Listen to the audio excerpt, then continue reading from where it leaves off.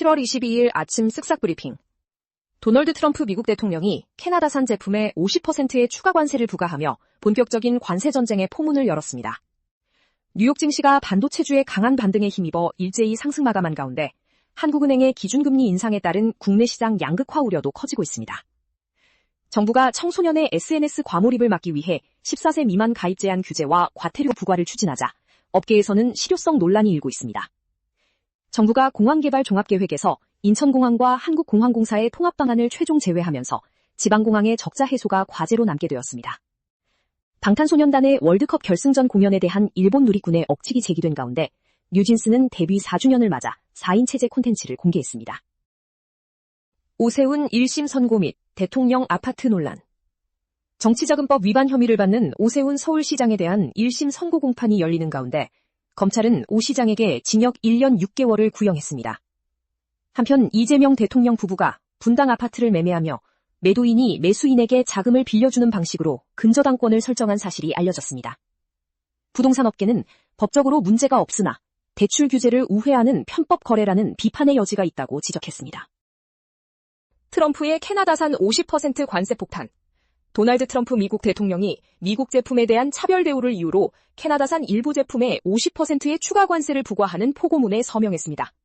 이에 마크 카니 캐나다 총리는 트럼프 대통령과 긴급 통화를 하고 무역 협상을 강화하기로 합의하는 한편 모든 대응 선택지를 검토하겠다고 밝혔습니다.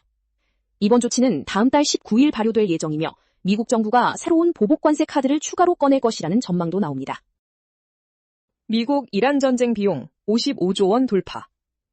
미 국방부가 이란 전쟁에 지금까지 약 375억 달러, 우리 돈으로 약 55조 원을 투입했다고 공식 밝혔습니다. 이 비용은 군인 급여와 운영비, 유지 보수비 등을 포함한 수치로 지난 5월 추산치보다 늘어난 규모입니다. 그러나 군사 전문가들은 실제 누적 전쟁 비용이 국방부의 공식 발표보다 훨씬 더 클 것으로 내다보고 있습니다. 인천 한국공항공사 통합 무산. 정부가 하반기 발표 예정인 공항개발 종합계획에서 인천국제공항공사와 한국공항공사의 통폐합 방안을 제외하기로 했습니다. 이에 따라 187억 원의 영업손실을 기록한 한국공항공사 등 지방공항의 적자 해소와 가덕도 신공항 건설 재원 마련이 과제로 남게 됐습니다. 정부는 실현 가능성이 높은 고속철 통합 등 다른 공공기관 구조 개편에 속도를 낼 전망입니다. 반도체주 반등과 국내 시장 양극화. 뉴욕 증시가 엔비디아 등 주요 반도체 기업들의 주가 반등과 실적 호조에 힘입어 일제히 상승 마감했습니다. 한편 국내에서는 한국은행의 기준금리 인상으로 대규모 투자가 이어지는 반도체 부문은 영향을 받지 않는 반면 비반도체 부문은 이자 부담 등 심각한 경기 냉기를 겪을 것이라는 우려가 제기되고 있습니다. 이에 따라 소외된 비반도체 분야를 지원하기 위한 정교한 재정 패키지 마련이 필요하다는 지적이 나옵니다. 퇴직연금 실적 배당형 비중 급증. 올해 2분기 퇴직연금 적립금이 550조 원을 돌파한 가운데 실적 배당형 상품의 비중이 처음으로 30%를 넘어섰습니다. 최근 증시 상승세에 힘입어 높은 수익률을 기대하는 가입자들이 증권사로 퇴직연금의 비중이 처음으로 30%를 넘어섰습니다. 금융투자업계에서는 주식투자 열풍 속에 ETF와 TDF 등 실적 배당형 상품을 활용한 자산운용이 더욱 중요해지고 있다고 분석했습니다. 공시가 급등에 따른 종부세 부담 우려. 공시가격 급등과 세제 개편 예고 속에 고가주택 보유자들의 종합부동산세 납세 부담이 크게 늘어나고 있습니다. 1주택자를 포함한 많은 보유자가 세금 마련을 위해 대출을 고민하는 등 발을 동동 구르고 있습니다. 전문가들은 보유세 부담 강화가 매물 잠김이나 전월세 가격 상승 등 부동산 시장 전반에 부작용을 낳을 수 있다고 우려했습니다. 이재용 회장의 삼성 3.0 비전 본격화. 삼성바이오로직스가 스위스의 폴리펩타이드 그룹을 2조 7천억 원에 인수하며 이재용 회장의 삼성 3.0 비전이 구체화되고 있습니다. 삼성은 바이오 사업의 글로벌 1위 도약과 함께 파운드리 분야에서 대만 TSMC와의 격차를 좁히기 위한 경쟁력 강화를 추진 중입니다.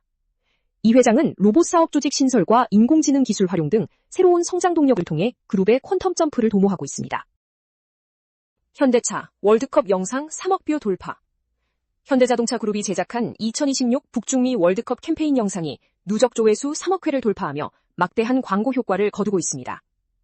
손흥민 선수와 휴머노이드 로봇 아틀라스가 등장하는 이 영상은 전 세계적으로 큰 인기를 끌며 브랜드 가치를 높였습니다.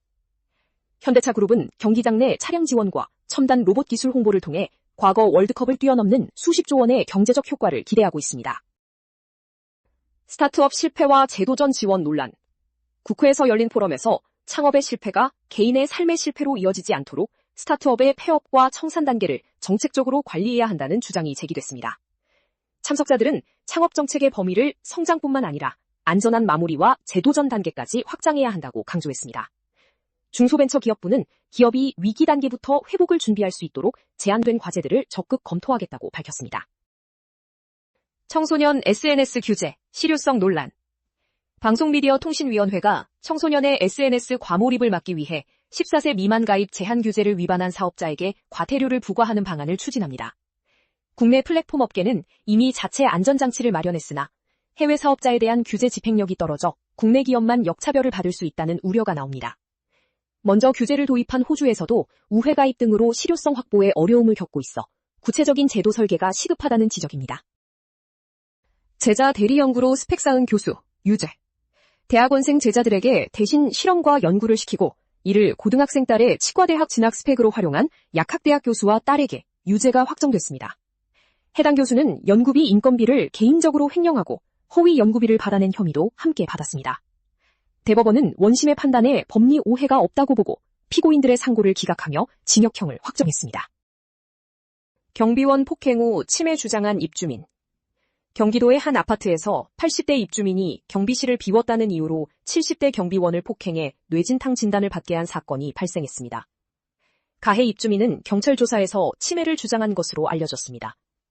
피해 경비원은 갑질과 폭행 피해를 보고도 보호받기 어려운 경비원들의 열악한 현실을 알리고자 언론에 제보했다고 밝혔습니다. 시민과 경찰의 협력으로 구한 생명. 서울의 한 버스 정류장에서 갑자기 의식을 잃고 쓰러진 남성을 시민과 경찰이 심폐소생술을 실시해 구조했습니다. 최초로 구조에 나선 시민은 병원 근무 의료인으로 현장에 도착한 경찰관들과 교대로 심폐소생술을 이어갔습니다. 남성은 신속한 대처 덕분에 의식을 되찾고 병원으로 이송되어 무사히 건강을 회복했습니다. 월드컵 심판 미배정과 KBO 타자 부진. 2026 북중미 월드컵에서 일본 심판진이 주심이나 부심으로 배정받지 못하자 일본 축구계가 아쉬움을 표한 가운데 한국은 4회 연속 월드컵 심판을 단 한 명도 배출하지 못했습니다. 한편 프로야구 두산 베어스의 새 외국인 타자 세베리노는 데뷔 후 5경기에서 극심한 타격 부진과 송구 실책을 기록하며 아쉬움을 남겼습니다. 두산 감독은 세베리노가 의욕이 앞서 스윙이 커진 것 같다며 리그 적응에 시간이 필요하다고 설명했습니다. BTS 음모론 반박 및 뉴진스 단체 활동. 방탄소년단이 월드컵 결승전 하프타임쇼 무대에 오른 후 일부 일본 누리꾼들이 한국 정부의 뇌물설이라는 황당한 음모론을 제기하자 글로벌 팬들이 이를 일축했습니다. 한편 그룹 뉴진스는 데뷔 4주년을 맞아 어도어 복귀를 결정한 민지, 한이, 혜린, 혜인이 함께한 4인조 콘텐츠를 공개했습니다. 어도어로부터 전속계약 해지를 통보받은 멤버 다니엘은 같은 날 SNS에 의미심장한 글을 남겨 이목을 끌었습니다. 더 많은 정보는 쓱상뉴스 앱에서 확인해주세요.